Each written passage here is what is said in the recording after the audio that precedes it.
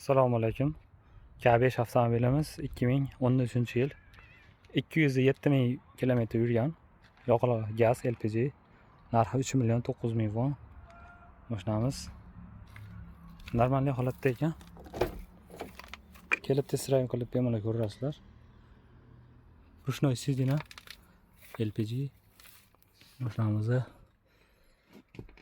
hop, nimalari bor? Kalit tushadi, monitori bor, brake paksisi bor. Haypesi yo'q ekan. Sidinalar faqat isitadi. Luk yo'q. Ekonomishniy LPG. Hop, orqa sidinalari isitmaydi lekin oddiy koja salon. Balonlari yaxshi. 50-60% taxminan yaxshiroq. Xo'sh, mashinamizcha rangi cho'ta o'xshamayapti. Orqa buferi sal oqqa tortmayapti. Maloshniyroq bo'lib turibdi. Yo mo'ycha qilinmaganigami, yo almashganligi uchunmi? O'sha tomondacha kraskasini eplayapti. O'shda kraska degan joy bor ekan. Shunga ham oddiy minoraman degan akalarimiz bo'lsa, kelib bir ko'ringlar o'zinglar. Shunga kerak bo'lsa bemalol kelib test drive qilib ko'rasizlar. 3 million 900 ming won. Gazlilar shu kunlarda qimmat.